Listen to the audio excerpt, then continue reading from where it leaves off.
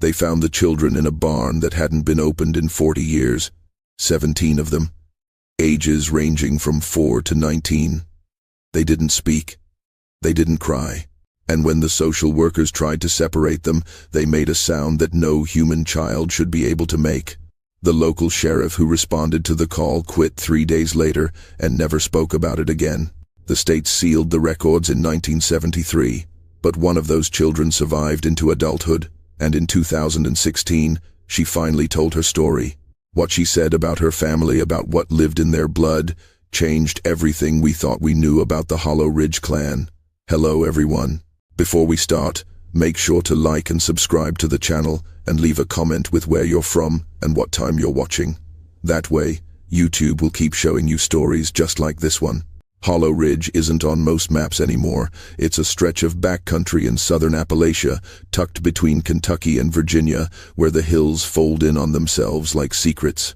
The kind of place where families don't leave, where names repeat across generations, where outsiders aren't welcome and questions aren't answered. For over 200 years, the ridge was home to one family. They called themselves the Dalhart clan, though some of the older records use different names. Dalhart, Dalhart, Dalehart. The variations don't matter. What matters is that they stayed. Generation after generation, they remained on that same plot of land, never marrying outside the ridge, never attending the churches in town, never enrolling their children in schools. They were known, but not understood. Tolerated, but not trusted. By the 1960s, most people assumed the Dalharts had died out. The main house had been abandoned for decades. The fields had gone wild. No one had seen smoke from their chimneys or lights in their windows since the end of World War II. The few locals who remembered them spoke carefully, as if the family name itself carried weight. But in June of 1968, a pair of hunters stumbled onto the old Dalhart property while tracking a wounded deer. What they found wasn't a deer. It was a barn. And inside that barn were 17 children, living in conditions that defied explanation. They had no running water, no electricity, no beds. They slept on rotted hay and wore clothes stitched from burlap and animal hide. Their hair was long and matted. Their skin was pale, almost translucent, as if they'd never seen sunlight. And when the hunters approached, the children didn't run. They stood perfectly still, staring with eyes that didn't blink, didn't waver, didn't look entirely human. The hunters called the authorities. By nightfall, the property was surrounded by police, social workers, and a medical team from the county hospital. What happened over the next 72 hours was documented in reports that were later buried under judicial seal, but pieces of the story survived. Fragments, whispers, testimonies that were never meant to leave the courtroom, and they all point to the same disturbing truth. The Dalhart children were not like other children, not in behavior, not in biology, and not in what they carried inside them. The lead social worker assigned to the case was a woman named Margaret Dunn. She'd worked in child welfare for 16 years, handled cases of abuse, neglect, and abandonment across 3 counties. She thought she'd seen everything, but when she arrived at the Dalhart property on the morning of June 18, 1968, she knew immediately that something was wrong, not just with the children, but with the land itself. In her report, one of the few documents that survived the sealing, she described the air around the barn as thick, almost resistant, like walking through water. She wrote that the silence was unnatural. No birds, no insects, no wind moving through the trees. Just the children, standing in a semicircle inside the barn, watching the adults with expressions she described as aware, but not present. The youngest child was a girl who appeared to be about 4 years old. The oldest was a boy who looked 19, though later medical exams would suggest he might have been much older. None of them would give their names. None of them would speak at all, not for the first 48 hours. When the medical team tried to conduct examinations, the children resisted not violently, but with a kind of coordinated stillness that made it impossible to proceed. They would go limp, their bodies becoming so heavy that it took 3 adults to lift a single child. Their skin was cold to the touch, even in the June heat. And their eyes, every person who came into contact with them mentioned the eyes, dark, almost black, with pupils that didn't seem to react to light. Margaret Dunn tried to separate the children for individual interviews.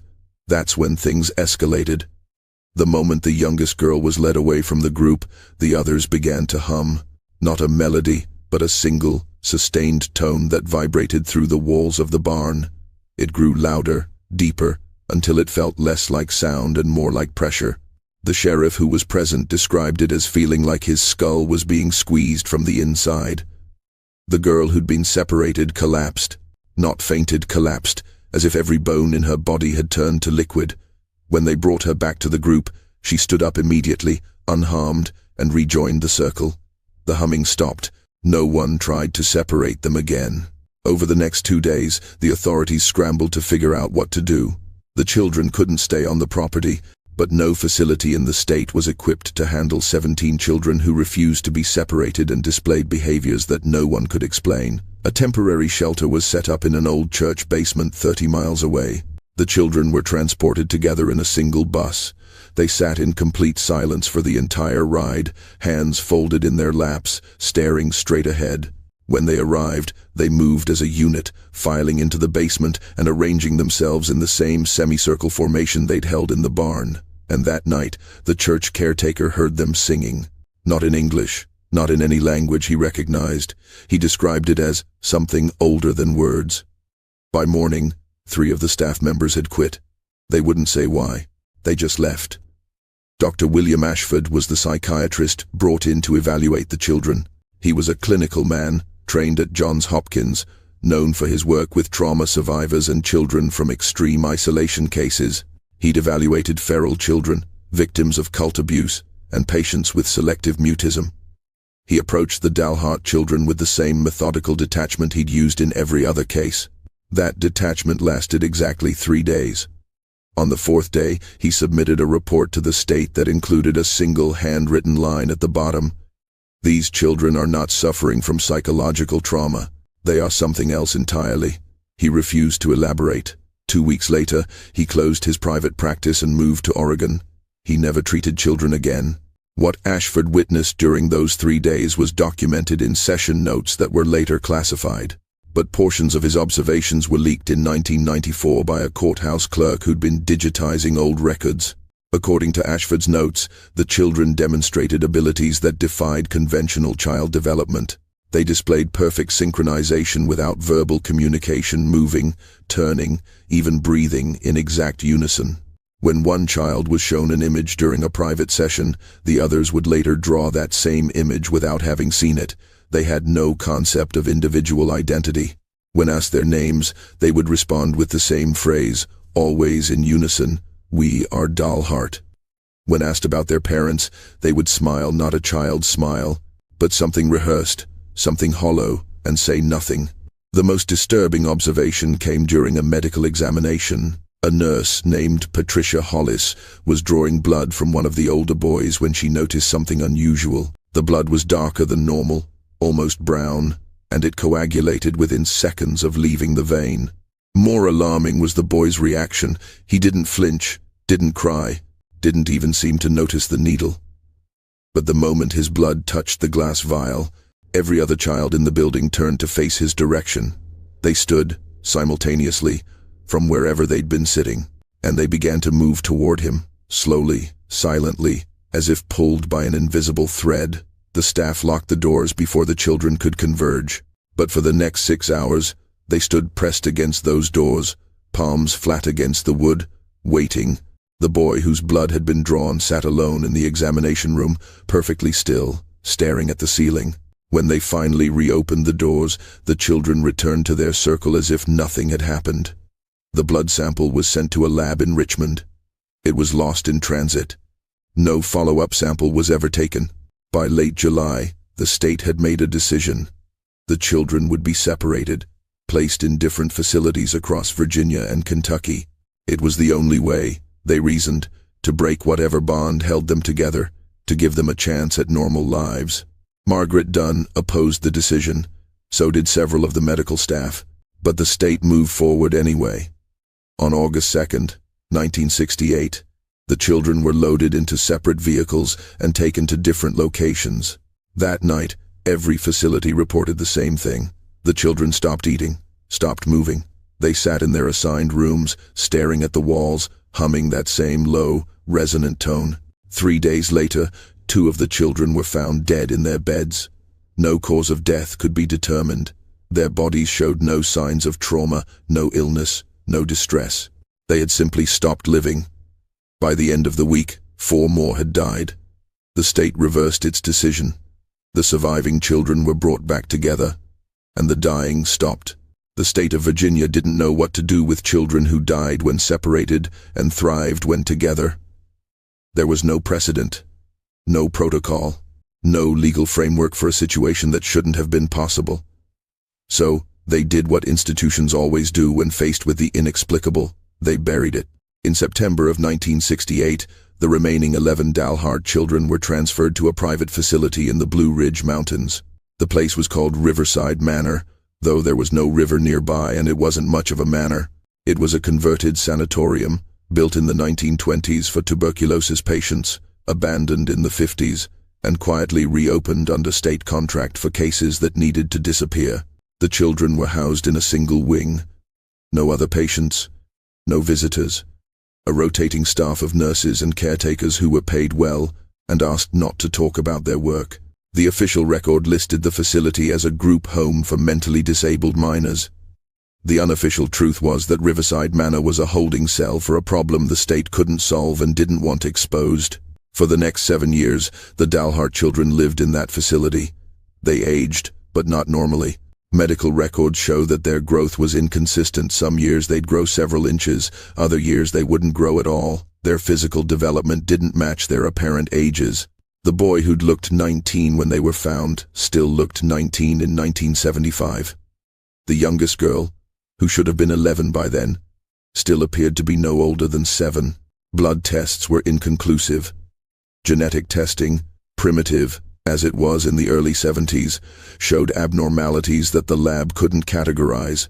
Their DNA contained sequences that didn't match any known human markers. One geneticist who reviewed the samples noted that certain segments resembled developmental holdovers, traits that should have been selected out of the human genome thousands of years ago. He was asked not to publish his findings. He complied. The staff at Riverside Manor reported strange occurrences. Lights would fail in the children's wing, but nowhere else in the building. Temperature drops, sudden, unexplained, localized entirely to the rooms where the children slept. Objects would move, not dramatically. A cup shifted 3 inches to the left. A chair turned to face the wall. A door that had been open now closed, though no one had touched it. The children never spoke, but they communicated. Staff members described feeling watched, even when the children's eyes were closed. One caretaker reported waking in the middle of the night to find all 11 children standing around her bed, silent, staring. She quit the next morning.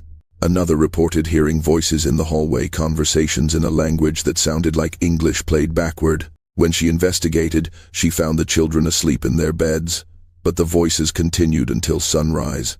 In 1973, the state moved to permanently seal all records related to the Dalhart case. The official reason given was to protect the privacy of minors in state custody. The real reason, according to a memo that surfaced decades later, was concern over public panic and potential legal liability should the nature of the subjects become widely known. The memo didn't elaborate on what nature meant. It didn't have to. By that point, everyone involved understood that the Dalhart children were not simply traumatized or developmentally delayed. They were something else, something that had been living in those mountains for generations, hiding in plain sight, passing itself off as human. And now, the state was responsible for it. In 1975, something changed. The children began to speak, not to the staff, not to the doctors, but to each other. Conversations in whispers, always in that same backward-sounding language that no linguist could identify. The staff tried to record it, but the audio always came out distorted, as if the sound itself resisted being captured. What they did notice was that the children had started to separate, just slightly. For 7 years, they'd moved as a single unit, slept in the same room, ate at the same time, breathed in rhythm. But now, small distinctions were emerging. One boy began spending hours staring out the window.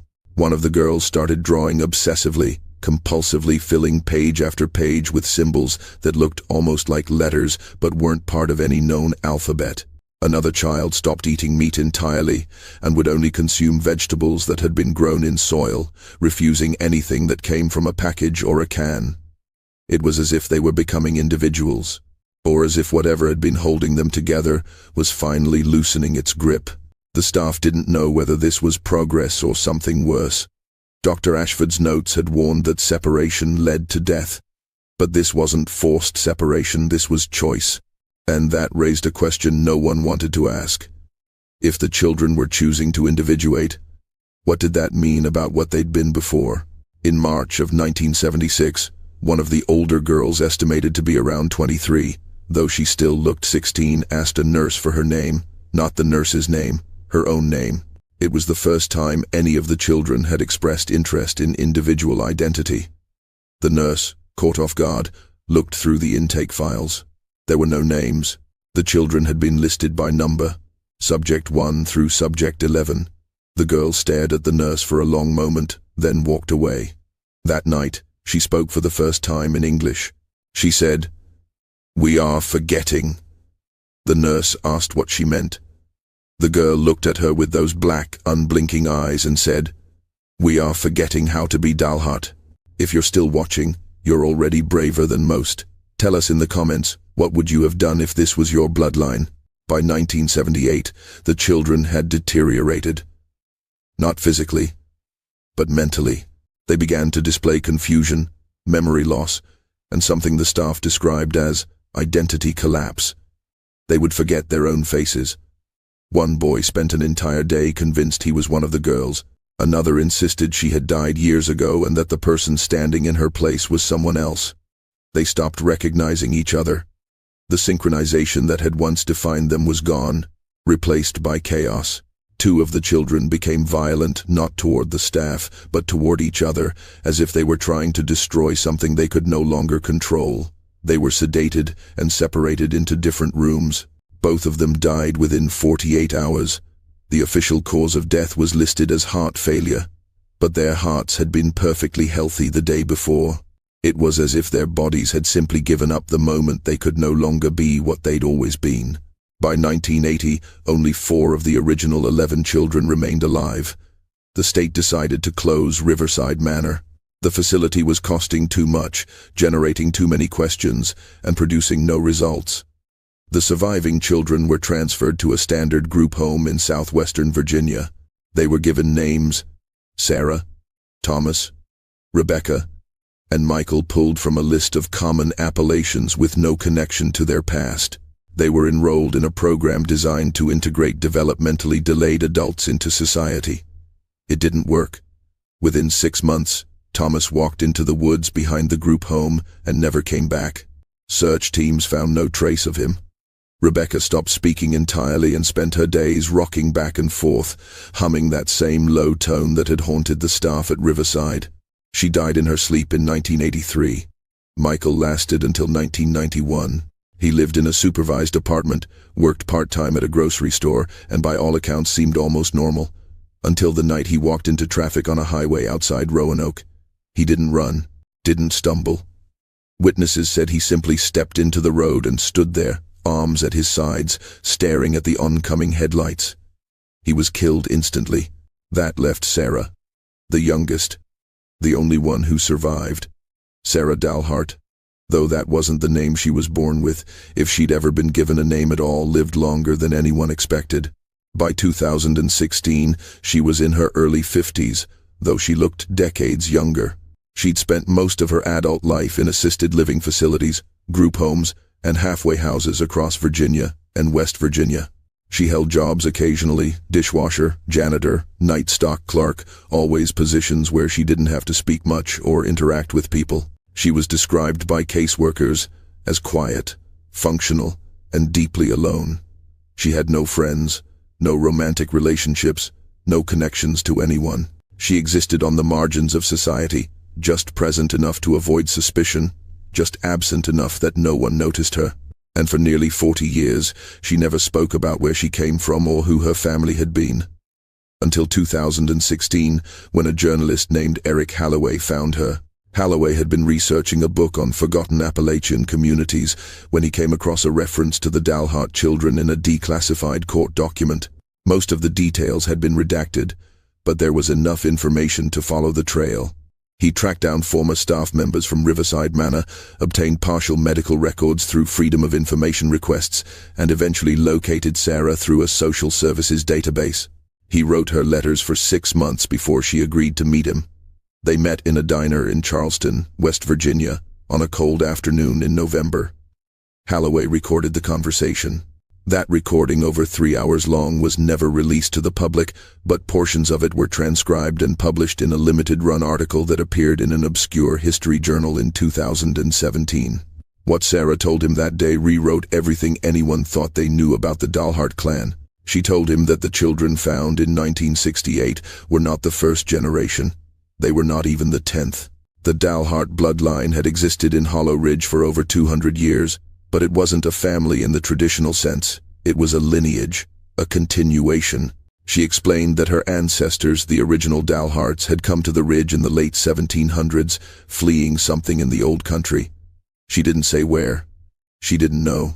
But they'd brought something with them, a practice, a ritual, a way of ensuring that the family would never die out, never weaken, never be diluted by the outside world. They didn't marry outsiders because they didn't need to.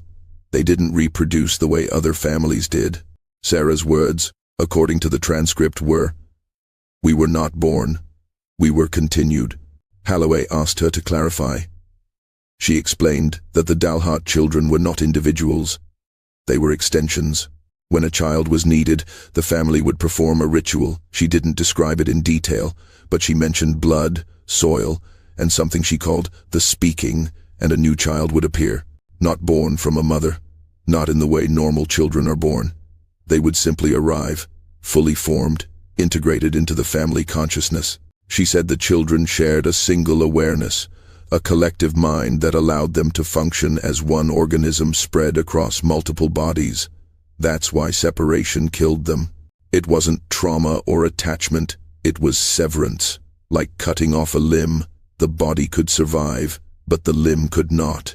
And when the family consciousness began to fracture in the 1970s, when the children started to develop individual identities, it was because the lineage itself was dying.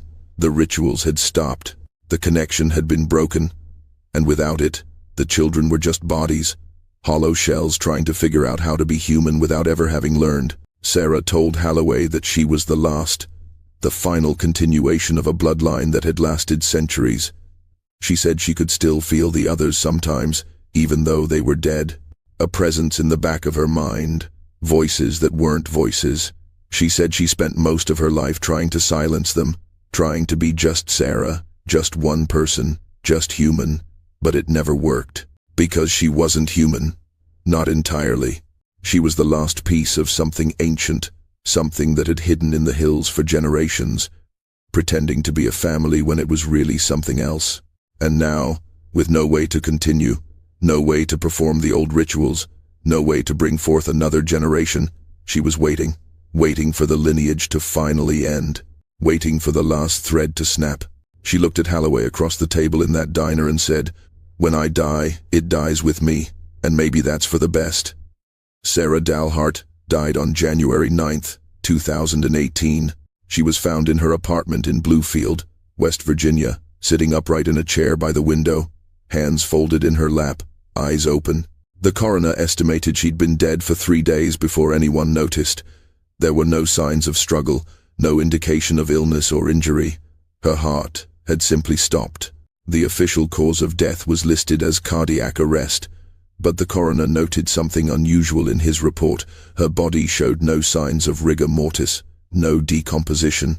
Even after 3 days, her skin was still soft, still cool to the touch, as if she'd died only moments before. When they tried to move her for transport, her body was impossibly heavy, just like the children in 1968.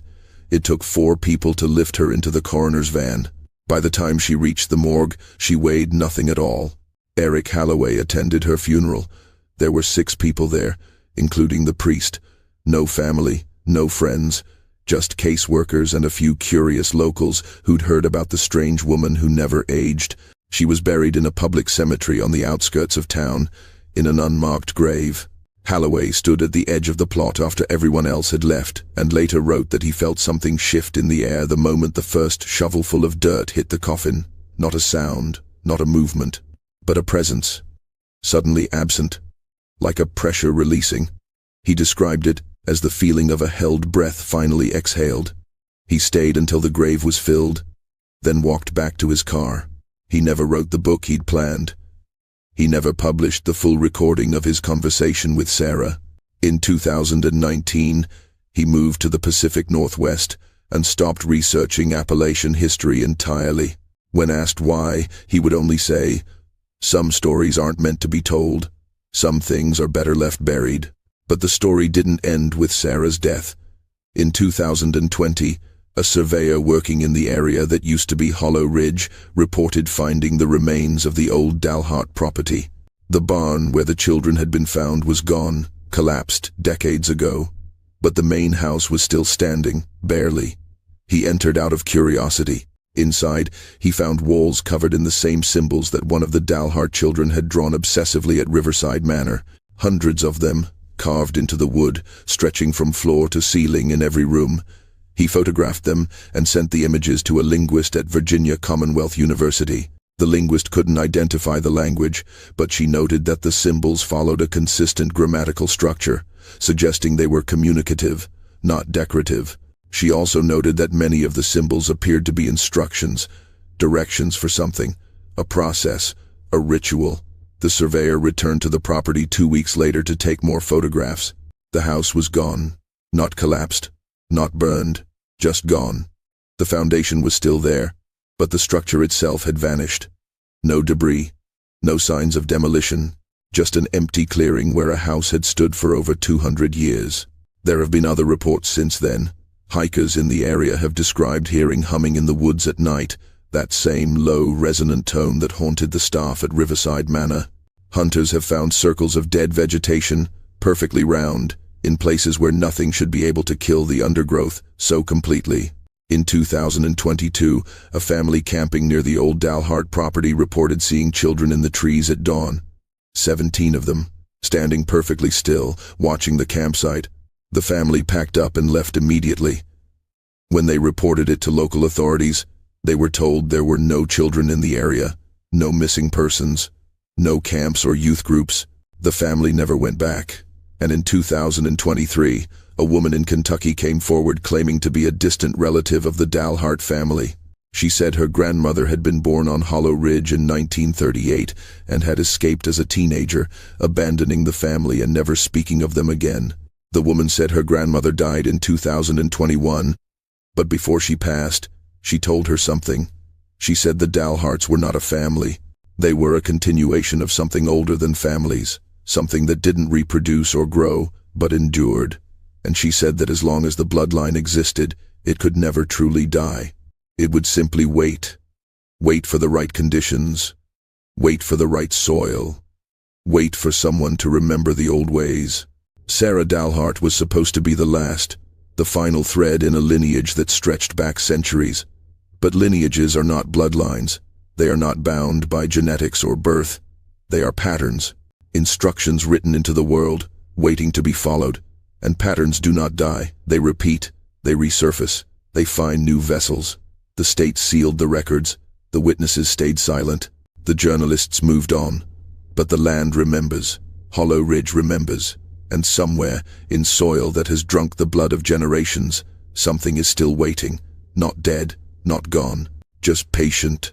Because that is what the Dalhart bloodline always was, not human, not entirely, but something that learned to wear humanity like a mask, generation after generation, until the mask became indistinguishable from the face beneath. And when you bury something like that, you do not kill it. You only plant it deeper. The question is not whether it will return. The question is whether we will recognize it when it does, or whether, like the staff at Riverside Manor, like the authorities in 1968, like Eric Holloway standing at Sarah's grave, we will simply choose to look away, to forget. to pretend that some stories are better left buried, until the day we realized that the story was never buried at all. It was simply waiting for us to stop watching, so it could begin again.